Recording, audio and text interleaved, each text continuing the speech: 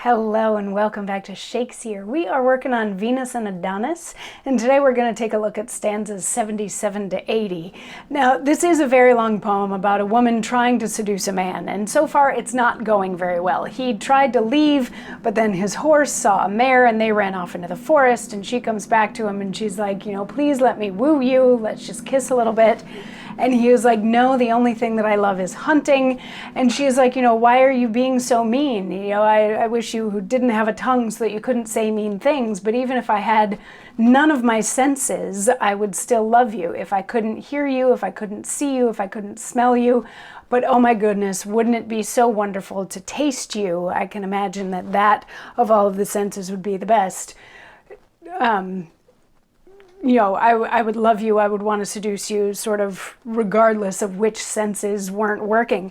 And in the last of yesterday's stanzas, he opens his mouth to say something, and it's not going to be a very fun, polite, or friendly thing that he says to her. And stanza 77 picks up saying, "This ill presage advisedly she marketh, even as the wind is hushed before it raineth, or as the wolf doth grin before he barketh, or as the berry breaks before it staineth, or like the deadly bullet of a gun, his meaning struck her ere his words begun, and at his look she flatly falleth down.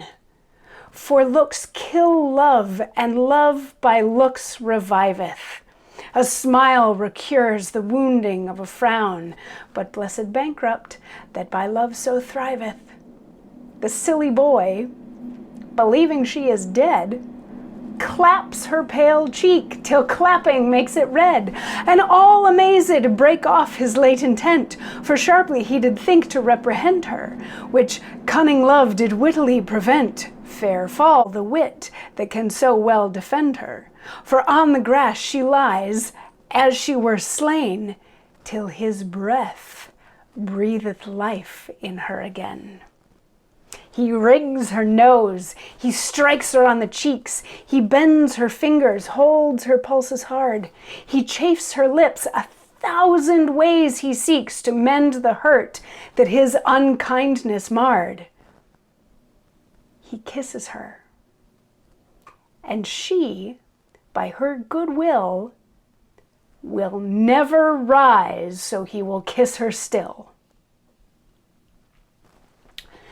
So this is cute. This is cute and funny, I think. This is getting sort of comedic at this point. So he opens his mouth to say some things, but before he can even say the really mean stuff, she anticipates that mean things are going to be said, so she faints. She just flat falls on the ground, which throws him completely off guard. He's not quite sure what to do now. Like, he was gonna yell at her some more, but now he thinks that she's dead on the ground. So he starts smacking her in the face, trying to wake her up. He's like slapping her, and he wrings her nose, and he's doing all sorts of stuff. And finally he goes to like give her CPR, because whether or not they did CPR, I don't think they did CPR really back then, but maybe they did.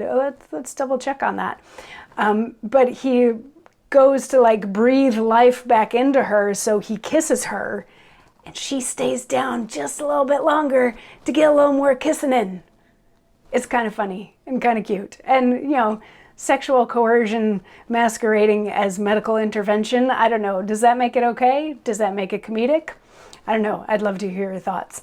But anyway, we will see if and when she wakes up in tomorrow's stanzas. See you then. Mwah.